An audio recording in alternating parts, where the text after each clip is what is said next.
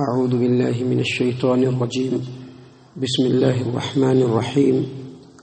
وَلَقَدْ بَوَّأْنَا بَنِي إِسْرَائِيلَ مُبَوَّأَ صِدْقٍ وَرَزَقْنَاهُمْ مِنَ الطَّيِّبَاتِ فَمَا اخْتَلَفُوا حَتَّى جَاءَهُمُ الْعِلْمُ إِنَّ رَبَّكَ يَقْضِي بَيْنَهُمْ يَوْمَ الْقِيَامَةِ فِيمَا كَانُوا فِيهِ يَخْتَلِفُونَ۔ اور تحقیق کہ ہم نے بنی اسرائیل کو رہنے کے لیے عمدہ ٹھکانہ دیا، پاکیزہ روزی دی، پھر بھی ان لوگوں نے علم کے آ جانے کے بعد اختلاف کیا، اور بے شک آپ کا رب، آپ کا پروردگار قیامت کے دن ان کے درمیان ان باتوں میں فیصلہ کرے گا جس میں وہ لوگ اختلاف کرتے تھے۔ معزز سامعین کرام، سورہ یونس سورہ نمبر 10 اور اسی سورت سے آیت نمبر 93 یعنی 90 پر 3 یہ آیت کریمہ تلاوت کی گئی اور اس کا ترجمہ بھی پیش کیا گیا۔ فرعون اور اس کے لاؤ لشکرے کا جب کام تمام ہو گیا، جب ان لوگوں کو اللہ تبارک و تعالیٰ نے دریا میں غرقاب کر دیا، تو اس کے بعد اللہ تبارک و تعالیٰ نے فرمایا کہ ہم نے بنی اسرائیل کو رہنے کے لیے عمدہ ٹھکانہ دیا۔ مبوّأ صدق کا مطلب ہوتا ہے عمدہ ٹھکانہ، اور عمدہ ٹھکانے سے مراد مصر، شام، فلسطین اور اس کے ارد گرد کے جو علاقے ہیں وہ عمدہ ٹھکانے ہیں جو بنی اسرائیل کو ملے۔ جب اللہ تبارک و تعالیٰ نے فرعون کو نیست و نابود کر دیا، اس کے لاؤ لشکرے کو ختم کر دیا، تو مصر کے اوپر موسیٰ علیہ السلام کی حکومت ہوئی، اور اسی بات کو اللہ تبارک و تعالیٰ نے قرآن کریم سورۃ الاعراف آیت نمبر 137 میں فرمایا، وَأَوْرَثْنَا الْقَوْمَ الَّذِينَ كَانُوا يُسْتَضْعَفُونَ مَشَارِقَ الْأَرْضِ وَمَغَارِبَهَا الَّتِي بَارَكْنَا فِيهَا وَتَمَّتْ كَلِمَةُ رَبِّكَ الْحُسْنَى عَلَى بَنِي إِسْرَائِيلَ بِمَا صَبَرُوا وَدَمَّرْنَا مَا كَانَ يَصْنَعُ فِرْعَوْنُ وَقَوْمُهُ وَمَا كَانُوا يَعْرِشُونَ۔ یعنی اللہ تبارک و تعالیٰ فرما رہے ہیں کہ جن لوگوں کو کمزور سمجھا گیا تھا، ہم نے ان لوگوں کو فلسطین، مصر اور اس کے ارد گرد کے علاقے جس میں ہم نے برکت دیا ہے اس کا ہم نے ان کو وارث بنا دیا، اور بنی اسرائیل کے بارے میں ان کے صبر کرنے کی وجہ سے اللہ تبارک و تعالیٰ کا بہترین وعدہ پورا ہوا، اور فرعون اور فرعونیوں کو جو کارخانے بناتے تھے، بڑے بڑے بلڈنگیں بناتے تھے، اللہ تبارک و تعالیٰ نے ان کو تباہ و برباد کر دیا، ہم نے ان کو تباہ و برباد کر دیا۔ معزز سامعین کرام، یہی بات اللہ تبارک و تعالیٰ نے قرآن کریم سورۃ الشعراء آیت نمبر 57، 58، 59 میں فرمایا کہ فَأَخْرَجْنَاهُم مِّن جَنَّاتٍ وَعُيُونٍ وَكُنُوزٍ وَمَقَامٍ كَرِيمٍ كَذَلِكَ وَأَوْرَثْنَاهَا بَنِي اسرائیل، کہ ہم نے فرعونیوں کو باغوں سے اور چشموں سے نکال باہر کیا، اور عمدہ ٹھکانوں سے اور ان کے خزانوں سے بھی نکال باہر کیا، اور اسی طرح سے ہم نے فرعونیوں کے ساتھ کیا، اور ہم نے بنی اسرائیل کو ان جگہوں کا وارث بنایا۔ تو اللہ تبارک و تعالیٰ نے جب فرعونیوں کو تباہ و برباد کیا تو مصر میں، فلسطین میں اور ان جگہوں پر اللہ تبارک و تعالیٰ نے بنی اسرائیل کو جگہوں کا وارث بنایا، اور ایک عرصے تک مصر میں رہے، اور پھر موسیٰ علیہ السلام ان کو لے کر کے بیت المقدس کی طرف روانہ ہوئے۔ کیونکہ وہ ابراہیم علیہ السلام کا مسکن تھا، وہاں پر بیت المقدس تھا، اور وہاں پہنچنا تھا فلسطین، اور اس جگہ پر اس وقت قوم عمالقہ کا قبضہ تھا، جو بہت ہی جری اور بہت ہی شرکش قوم تھی، اور بادشاہ بھی بہت شرکش تھا، ان سے جنگ کرنا تھا، لیکن بنی اسرائیلیوں نے جنگ کرنے سے انکار کر دیا، جس کی وجہ سے اللہ تبارک و تعالیٰ نے وادی تیہ میں ان کو 40 سال کے لیے بھٹکنے کے لیے چھوڑ دیا۔ 40 سال تک وہیں پر بھٹکتے رہے۔ اسی دوران موسیٰ علیہ السلام اور ہارون علیہ السلام کا انتقال ہو گیا، اور اس کے بعد یوشع بن نون کے ساتھ یہ لوگ اس وادی سے نکلے، اور پھر اللہ تبارک و تعالیٰ نے بیت المقدس پر ان کو قبضہ دیا، اور ایک عرصے تک وہیں پر رہے۔ اللہ تبارک و تعالیٰ نے اسی بات کو یہاں پر بیان فرمایا ہے کہ وَلَقَدْ بَوَّأْنَا بَنِي إِسْرَائِيلَ مُبَوَّأَ صِدْقٍ، ہم نے بنی اسرائیل کو رہنے کے لیے عمدہ اور بہترین ٹھکانہ دیا، وَرَزَقْنَاهُم مِّنَ الطَّيِّبَاتِ، اور ان کو بہترین روزی دی۔ بہترین روزی کا مطلب پاکیزہ، نفع بخش اور بہترین۔ اس کا مطلب یہ کہ ایسا رزق جو طبعی اور فطری اعتبار سے بھی اور شرعی اعتبار سے بھی بہت ہی حلال اور پاکیزہ تھا، ایسا رزق ہم نے بنی اسرائیل کو دیا۔ گویا یہاں پر اللہ تبارک و تعالیٰ یہ بتلا رہے ہیں کہ بنی اسرائیل کو اللہ تبارک و تعالیٰ نے منتخب کیا تو دنیاوی نعمتوں سے مالا مال کر دیا، لیکن دنیاوی نعمتوں سے مالا مال ہونے کے بعد بھی اللہ تبارک و تعالیٰ نے ان کو اخروی نعمت بھی دیا۔ پیغمبر آئے، ان میں انبیاء آئے، اللہ تبارک و تعالیٰ نے کتاب نازل کی، توریت نازل کی، جو ہدایت تھا، جس کے اندر ہدایت اور نور اللہ تبارک و تعالیٰ نے نازل کیا تھا، وہ توریت بھی ان کے پاس موجود تھا، لیکن اس کے باوجود انہوں نے اختلاف کیا۔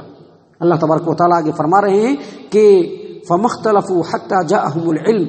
علم کے آنے کے بعد بھی ان لوگوں نے اختلاف کیا۔ بنی اسرائیل نے ایسے ہی چپکے اختلاف نہیں کیا تھا کہ ان کے پاس کچھ نہیں تھا، جیسا کہ آج مسلمانوں کے اندر اللہ تبارک و تعالیٰ نے قرآن کریم کو بھی نازل کیا ہے، اللہ تبارک و تعالیٰ نے نبی اکرم صلی اللہ علیہ وسلم کی تعلیمات کی بھی حفاظت کی ہے، قرآن کی شکل میں، نبی کے فرمان کی شکل میں اور سنت کی شکل میں پورا علم مسلمانوں کے درمیان موجود ہے۔ اس کے باوجود علم آنے کے بعد بھی مسلمان فرقوں میں بٹے ہوئے ہیں، ہر فرقے کا الگ الگ امام ہے، رہبر ہے، رہنما ہے، مقتدا ہے، پیشوا ہے، کوئی اپنے امام کو لے کر کے کھڑا ہوا ہے، کوئی اپنے امام کو لے کر کے لوگوں سے بحث کر رہا ہے۔ اسی طرح کا اختلاف علم آ جانے کے بعد بھی اللہ تبارک و تعالیٰ نے بنی اسرائیل کے اندر علم کو نازل کیا، اس کے باوجود انہوں نے اختلاف کیا۔ محترم سامعین کرام، رسول اکرم صلی اللہ علیہ وسلم کا فرمان ہے، جامع ترمذی ابواب الایمان باب ما جاء فی افتراق الامہ، نبی صلی اللہ علیہ وسلم نے فرمایا کہ بنی اسرائیل 71 فرقوں میں بٹ گئے، یعنی یہودی اور عیسائی لوگ 72 فرقوں میں بٹ گئے، اور اس امت کے لوگ یعنی میری امت کے لوگ 70 پر 3 فرقوں میں بٹیں گے، یعنی 73 فرقوں میں، اور اس میں سے صرف ایک فرقہ جنت کے اندر جائے گا۔ آج بہت سارے لوگ، میں نے بہت پہلے کی بات ہے، جب میں بہت چھوٹا تھا، ابھی ابتدائی میری تعلیم تھی، کچھ ایسے ہی حنفی حضرات اب تو انتقال کر چکے ہیں، ہمارے رشتہ دار تھے، جب میں قرآن و حدیث کی بات ان کو بتاتا تو وہ ہم کو سمجھاتے تھے کہ دیکھو نبی صلی اللہ علیہ وسلم بتا کر کے ہیں کہ اس امت میں 73 فرقے ہوں گے، 73 فرقے ہوں گے، تم کو کیوں پریشانی ہو رہی ہے؟ میرا ابتدائی زمانہ تھا، ان حدیثوں کے اوپر اتنی گہری نظر نہیں تھی، تو وہ مجھ کو سمجھاتے تھے، اللہ ان کے اوپر رحم کرے، وہ سمجھاتے تھے کہ دیکھو اللہ کے رسول صلی اللہ علیہ وسلم نے فرمایا کہ اس امت کے اندر 73 فرقے ہوں گے، تم کو کس بات کی پریشانی ہے؟ تو یہ 73 فرقوں تک بتاتے، لیکن اس کے بعد جو نبی صلی اللہ علیہ وسلم نے بتلایا ہے اس کا علاج وہ نہیں بتلاتے تھے۔ اس کا علاج نبی صلی اللہ علیہ وسلم نے کیا بتلایا؟ نبی صلی اللہ علیہ وسلم نے کہا کہ 73 فرقے ہوں گے، جس میں سے 70 پر 2 فرقہ جنت کے اندر جہنم کے اندر جائے گا اور صرف ایک فرقہ جنت کے اندر جائے گا۔ صحابہ کرام نے پوچھا منہم یا رسول اللہ، وہ ایک فرقہ جنت میں جانے والا کون ہے؟ تو رسول اکرم صلی اللہ علیہ وسلم نے کہا کہ ما انا علیہ و اصحابی، جو میرے اور میرے اصحاب کے طریقے پر ہو۔ یہ جو ٹکڑا ہے اس کو چھپا لیتے، کیوں؟ کیونکہ اختلاف کو بڑھانا ہے، اپنے اپنے فرقوں کا نام اونچا کرنا ہے، اپنے اپنے انداز میں اپنے دکانوں کو لگا کر کے لوگوں کے مال کو لوٹنا ہے، بس اسی لیے اس حدیث کو تو بیان کرتے ہیں لیکن بس یہیں تک بیان کرتے، اس کے آگے بیان نہیں کرتے، کیونکہ لوگوں کو معلوم نہیں نا، لوگوں کے درمیان یہ علم نہیں آ رہا ہے۔ بالکل یہی چیز بنی اسرائیل کے اندر تھا، علم آنے کے بعد بھی انہوں نے اختلاف کیا۔ اللہ تبارک و تعالیٰ فرما رہے ہیں کہ ان ربک یقضی بینہم یوم القیامت فیما کانوا فیہ یختلفون، بے شک آپ کا رب ان لوگوں کے درمیان ان باتوں میں فیصلہ کرے گا جس میں وہ اختلاف کرتے ہیں، کب؟ قیامت کے دن۔ دراصل اس آیت کریمہ کا جو مقصد ہے یہاں پر نازل کرنے کا، بتلانے کا، وہ یہ ہے کہ اللہ تبارک و تعالیٰ مکہ والوں کو وارننگ دے رہے ہیں، نصیحت دے رہے ہیں، سمجھا رہے ہیں کہ آج مکہ کے اوپر، عرب کے اوپر تمہارا ہولڈ ہے، اللہ نے مقام دیا ہے، شان دیا ہے، عزت دی ہے، دولت دی ہے، تجارت دیا ہے۔ اگر تم نہیں سمجھے تو جس طرح سے فرعونیوں کو نیست و نابود کر کے بنی اسرائیل کو اللہ تبارک و تعالیٰ نے اس سرزمین کا وارث بنایا تھا، اس مکہ اور عرب کا وارث اللہ تبارک و تعالیٰ محمد عربی صلی اللہ علیہ وسلم اور ان کے اصحاب کو بنا دیں گے، اور وہی ہوا۔ وہ لوگ سمجھے نہیں، سمجھے نہیں، اللہ نے پورے مشرکین کا صفایا کر دیا، اور وہاں پر اللہ تبارک و تعالیٰ نے محمد عربی صلی اللہ علیہ وسلم کے ماننے والوں کو وہاں کا وارث بنا دیا۔ اور اس آیت کریمہ کا جو مفہوم ہم کو سمجھ میں آتا ہے اور جو بالکل سمجھنا چاہیے وہ یہ کہ جس طرح سے بنی اسرائیل اختلاف کرنے کی وجہ سے، انتشار کرنے کی وجہ سے تباہ و برباد ہو گئی، آج بھی یہ امت اسی اختلاف اور انتشار کی وجہ سے پستی، ذلت و رسوائی کے پستی میں چلی جا رہی ہے۔ علم ہے موجود لیکن اپنے اپنے دکانوں کو بچانے کے لیے مال کی چاہت، عہدے کی چاہت، بڑا بننے کی چاہت، لوگوں کو الو بنا کر کے ان کے پیسوں کو اپنے جیب میں لانے کی چاہت، یہ چاہتے ہیں جو قوم کے رہنماؤں کو، قوم کے بڑے بڑے لوگوں کو، قوم کے علماء کو اس بات کے اوپر آمادہ کر دیا ہے کہ اس طرح کے فرقے کو لوگوں کو کے درمیان بنا کر کے رکھے، اختلاف کو بنا کر کے رکھے، تاکہ اس اختلاف کے